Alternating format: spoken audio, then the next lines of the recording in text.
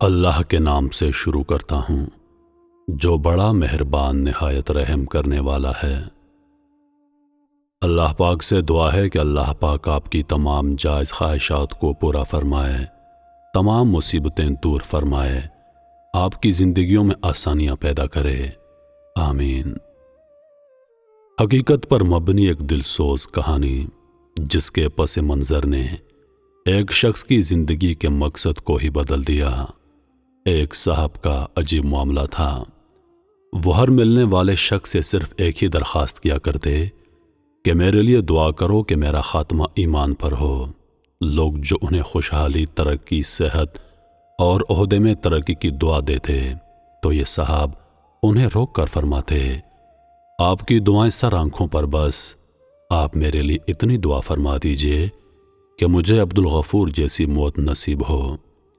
ہم اکثر حیران ہو کر پوچھتے یہ عبدالغفور کون تھا، لیکن انہوں نے کبھی اس سوال کا جواب نہیں دیا بلکہ بات کو ہنس کر ٹال دیتے۔ میرا نام شفیق ہے اور ہم اتنی دیر سے جن کا ذکر کر رہے ہیں ان صاحب کا نام عزیز صاحب تھا۔ میں عزیز صاحب کی مل میں سپروائزر کے عہدے پر فائز تھا۔ عزیز صاحب کو اللہ تعالیٰ نے ہر لحاظ سے نواز رکھا تھا۔ وہ اعلیٰ تعلیم یافتہ تھے۔ 1970 کی دہائی میں انگلینڈ سے بزنس کی ڈگری لے کر آئے تھے۔ وہ صاحب علم بھی تھے اور مطالعے کے خوب شوقین بھی۔ وہ ہر رات کتابوں کے ڈھیر پر سوتے اور کتابوں کے کمبل میں جاگتے۔ دنیا میں جو بھی کتاب شائع ہوتی وہ عزیز صاحب تک ضرور پہنچتی اور عزیز صاحب اسے یاد کر لیتے۔ اس سے ان کے مطالعے کے شوق کا اندازہ تو ہم لگا سکتے ہیں۔ اللہ تعالیٰ نے انہیں صحت کی نعمت سے بھی خوب نوازا تھا۔ وہ 72 سال کی عمر میں 30 سال کے نوجوان لگتے۔ انہیں کبھی زندگی میں سر درد نہیں ہوا تھا۔ ساتھ ہی ساتھ میں ان کا تعلق ایک امیر گھرانے سے تھا۔ والد صاحب زمیندار بھی تھے اور صنعت کار بھی۔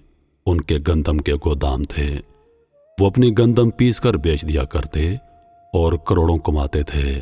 اور سب سے بڑھ کر یہ کہ ان تمام خوبیوں کے ساتھ ساتھ وہ اپنے والدین کی اکلوتی اولاد تھے۔ چنانچہ والدین کے انتقال کے بعد خاندان کا سارا اثاثہ اور جائیداد ان کو منتقل ہو گئے اور اللہ تعالیٰ نے انہیں پڑھی لکھی اور سعادت مند اولاد سے نوازا تھا۔ اس طرح وہ ہر لحاظ سے ایک شاندار زندگی گزار رہے تھے، لیکن وہ ان سب کے باوجود ہر وقت خود بھی اللہ تعالیٰ سے عبدالغفور جیسی موت مانگتے اور دوسروں کو بھی یہی دعا کرنے کو کہتے۔ ہم وجہ پوچھتے تو بتا دیا کرتے کہ بس عبدالغفور مجھے سیدھا راستہ دکھا گیا، اللہ تعالیٰ اسے کروٹ کروٹ جنت نصیب فرمائے۔ وہ اس کے بعد خاموش ہو جاتے۔ یہ 1993 کا حج تھا۔ مجھے انہوں نے بلایا اور فرمایا میں حج پر جا رہا ہوں اور شاید میں واپس پلٹ کر نہ آ سکوں۔ بیٹا، میں نے آپ سے صرف ایک درخواست کرنی تھی۔ میں آپ کو جب بھی یاد آؤں آپ میری اولاد کے لیے ایمان پر خاتمے کی دعا کر دینا۔ میں نے حیرت سے ان کی طرف دیکھا اور کہا، آپ اتنے یقین سے کیسے کہہ سکتے ہیں کہ آپ حج سے واپس نہیں آئیں گے؟ اور دوسرا، آپ اس بار اپنی بجائے اپنی اولاد کے لیے دعا کروانے کو کیوں کہہ رہے ہیں؟ پہلے تو کبھی ایسا نہیں ہوا۔ وہ ہنس کر بولے، آپ ہمیشہ مجھ سے عبدالغفور کی کہانی سننا چاہتے تھے۔ میں سمجھتا ہوں اور میرا خیال ہے کہ اب وہ کہانی سنانے کا صحیح وقت آ گیا ہے، تو آج میری بات کو سمجھنے کے لیے عبدالغفور کی داستان سنو۔ وہ کچھ دیر رکے اور پھر دھیمی آواز میں بولا، عبدالغفور ہماری لاہور کی مل میں ملازم تھا۔ وہ بلا کا کام چور تھا، سست اور دھوکے باز تھا۔ وہ مل کی گندم اور آٹا تک چوری کر کے بیچ دیا کرتا، کام میں بھی جی چراتا تھا۔ ہم نے کئی بار اسے مل سے نکالنے کا سوچا، لیکن ہر بار میں اپنے والد کی وجہ سے رک جاتا تھا۔ میرے والد نے مجھے نصیحت کی تھی کہ بیٹا، میرے مر جانے کے بعد کبھی کسی ملازم کو نوکری سے مت نکالنا۔ عبدالغفور مجھے والد کی طرف سے ورثے میں ملا تھا، چنانچہ میں اسے برداشت کرنے پر مجبور تھا۔ عبدالغفور کو زندگی میں نہ کسی نے کبھی نماز پڑھتے دیکھا تھا اور نہ کوئی نیک کام کرتے، اور تو اور وہ خوب سگریٹ پیا کرتا تھا۔ وہ اپنی پوری زندگی میں مقروض رہا۔ ہم ہر سال اپنے ایک ملازم کو حج پر بھیجا کرتے تھے۔ اس کا فیصلہ قرآن اندازی کے عمل سے ہوتا۔ ہم نے ایک سال قرآن اندازی کی اور عبدالغفور کا نام نکل آیا۔ ہم نے اسے حج کی پیشکش کی لیکن اس نے انکار کر دیا۔ لوگوں نے اسے بہت سمجھایا لیکن وہ نہیں مانا۔ چنانچہ ہم نے دوسرے ملازم کو بھیج دیا۔ اگلے سال ایک مرتبہ پھر قرآن اندازی ہوئی اور اس بار پھر عبدالغفور کا نام نکل آیا، لیکن عبدالغفور نے اس سال بھی جانے سے صاف انکار کر دیا۔ ہم نے اگلے سال دوبارہ قرآن اندازی کروائی اور اس بار پھر سے عبدالغفور کا نام آ گیا۔ ہم نے تجربے کے لیے چوتھی مرتبہ عبدالغفور کا نام کسی خالی پرچی پر ڈال دیا۔ اس بار جب پرچی نکالی تو وہ خالی نکلی، تو گویا اللہ تعالیٰ ہر صورت میں عبدالغفور کو حج کروانا چاہتے تھے لیکن وہ مان نہیں رہا تھا۔ ہم نے اس پر زور دیا تو اس کا کہنا تھا، میں حج کر کے کیا کروں گا؟ میں نے بالآخر اس کے ساتھ سودا کیا۔ میں نے اس سے کہا کہ تم حج پر چلے جاؤ، میں تمہیں پورے سال کی تنخواہ اضافی دے دیتا ہوں۔ اس پر وہ لالچ میں آ گیا۔ میں نے مولوی صاحب کا بندوبست کیا۔ مولوی صاحب نے اس سے نماز اور حج کا طریقہ سکھایا، دعائیں اور آیتیں یاد کروائیں، اور ہم نے اس طرح اسے حج پر روانہ کر دیا۔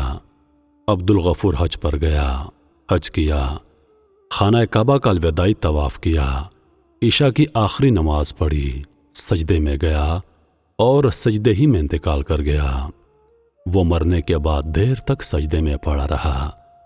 ساتھیوں میں سے کسی نے ہلایا تو پتہ چلا کہ عبدالغفور کا انتقال ہو چکا ہے۔ آپ اللہ کے فیصلے دیکھیے، اسی رات امام کعبہ کا بھی انتقال ہو گیا تھا۔ اگلی صبح امام کعبہ کا جنازہ تھا۔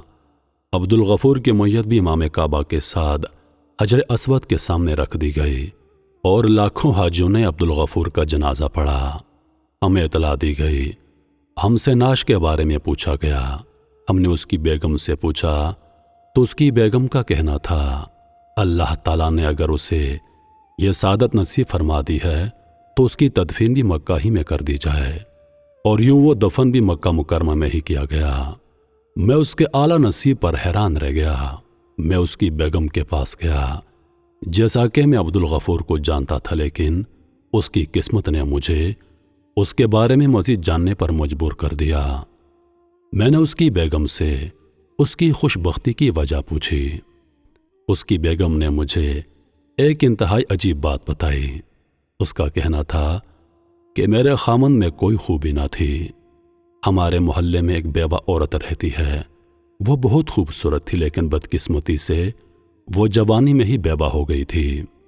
جب بھی وہ کہیں باہر نکلتی تو محلے کے سب آوارہ لوگ اس پر نظر ڈالتے۔ اس کی 2 چھوٹی چھوٹی بیٹیاں تھیں۔ مکان اس کو اس کا مرحوم خاوند دے گیا تھا۔ گھر کے اخراجات اس کے دیور نے اٹھا لیے تھے، لیکن پھر بھی مہنگائی کی وجہ سے اس کا گزارا نہیں ہوتا تھا۔ وہ اپنی بیٹیوں کو پڑھانا چاہتی تھی، اس لیے اس نے دوسرے گھروں کا کام کرنا شروع کر دیا، لیکن وہ جہاں جاتی لوگ اس کی عزت پر ہاتھ ڈالتے۔ اب وہ کام چھوڑنے پر مجبور ہو گئی تھی۔ جب یہ بات میرے خاوند کو پتہ چلی تو وہ اس کی ڈھال بن گیا۔ اس نے اسے اپنی بہن بنا لیا۔ اس نے اپنی منہ بولی بہن کو گھر بٹھایا اور اس کی دونوں بیٹیوں کو اسکول میں داخل کروا دیا۔ وہ لوگوں سے قرض لے کر آپ کی فیکٹری سے چوری کر کے ان بچیوں کو تعلیم دلاتا تھا۔ وہ ہفتے 10 دن کے بعد اپنے منہ بولی بہن کو راشن دے کر آتا یا بچوں کی یونیفارم، کتابیں اور فیس دیتے وقت کبھی اس کے گھر کی دہلیز پار نہیں کی تھی۔ وہ تمام چیزیں ایک بڑی سی ٹوکری میں رکھتا اور وہ ٹوکری اس بیوہ کی دہلیز پر رکھ کر دروازے کے باہر سے ہی آواز دے دیتا کہ مریم بہن، میں نے سامان باہر رکھ دیا ہے، آپ اٹھا لیجئے۔ مریم وہ سامان اٹھاتے وقت ہمیشہ اسے کہتی، جا میرے بھائی، اللہ تمہارا خاتمہ ایمان پر کرے۔ ہمیں یہ دعا عجیب لگتی تھی لیکن ہم چپ رہتے۔ آپ نے پچھلے سال بھی اسے حج پر بھجوانے کی کوشش کی، لیکن اس نے یہ سوچ کر انکار کر دیا کہ اگر وہ حج پر گیا تو مریم بہن خود کو بے آسرا محسوس کرے گی۔ اس بار بھی نہیں جانا چاہتا تھا، لیکن آپ نے اسے پورے سال کی اضافی تنخواہ دے دی۔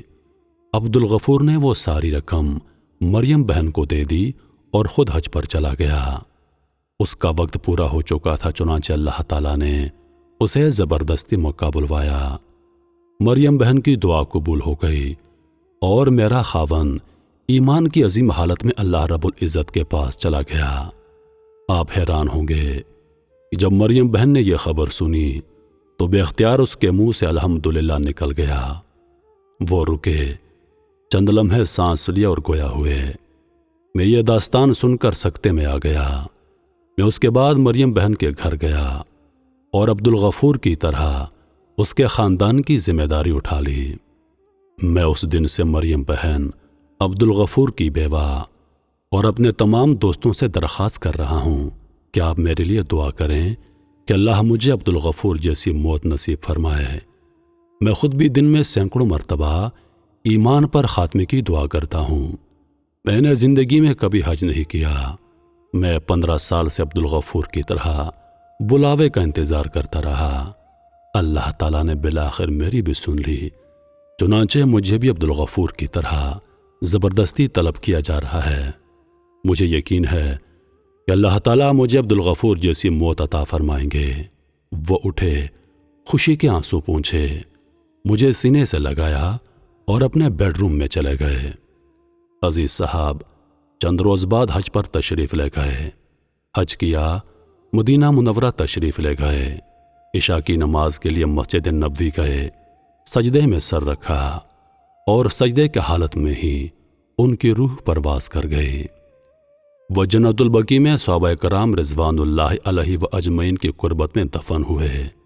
اللہ تعالیٰ نے انہیں عبدالغفور جیسی موت نصیب فرمائی۔ میرے محترم عزیز دوستو، اس واقعے سے ہمیں 2 سبق ملتے ہیں۔ پہلا یہ کہ کسی کی ظاہر و شکل و صورت اور اس کے ظاہری عمل دیکھ کر ہمیں اس کے بارے میں کوئی رائے قائم نہیں کرنی چاہیے جب تک حقیقت سے ہم آگاہ نہ ہو جائیں۔ اور دوسرا میرے عزیز دوستو، ہم ہر روز اپنے لیے دعا کرتے ہیں یا پھر دوستوں سے اپنے لیے دعا کرواتے ہیں، اور ایسا سالوں سے ہو رہا ہے، لیکن کیا کبھی آپ نے سوچا ہے، کیا کبھی آپ نے شدت سے یہ دعا کی ہے کہ اللہ تعالیٰ ہمارا خاتمہ ایمان پر کرے؟ کیونکہ کہتے ہیں کہ شیطان کا سب سے خطرناک وار موت کے وقت ہوتا ہے۔ اگر موت کے وقت کلمہ نصیب نہ ہو جائے تو انسان بے ایمان مرتا ہے۔ ہم نے دنیا میں جتنی نیکیاں کی ہیں، جتنے اچھے کام کیے، جتنے نمازیں پڑھیں، جتنے روزے رکھے، جتنے حج کیے، ان سب کا دار و مدار ہمارے خاتمے پر ہے۔ اگر ہمارا خاتمہ ایمان پر ہوا تو ہم کامیاب، لیکن ہمارا خاتمہ اگر ایمان پر نہ ہوا تو سوچئے آگے کیا ہوگا۔ اس لیے عزیز دوستو، دعائیں ہم مانگتے ہیں اور لوگوں سے کہتے ہیں کہ ہمارے لیے دعا کریں کہ ہمارے حالات بدل جائیں، ہمیں صحت نصیب ہو، وغیرہ وغیرہ۔ لیکن میرے عزیز دوستو یاد رکھیے اور موت کے آخری وقت کے بارے میں سوچئے، جب شیطان مردود اپنی پوری طاقت کے ساتھ، اپنی پوری چالاکی کے ساتھ ایک مرنے والے شخص پر حملہ آور ہوتا ہے۔ اس لیے ہمیشہ دعا کیا کریں کہ اللہ پاک ہمارا خاتمہ ایمان پر کرے، اللہ پاک مرتے وقت ہمیں کلمہ طیبہ نصیب فرمائے۔ آمین یا رب العالمین۔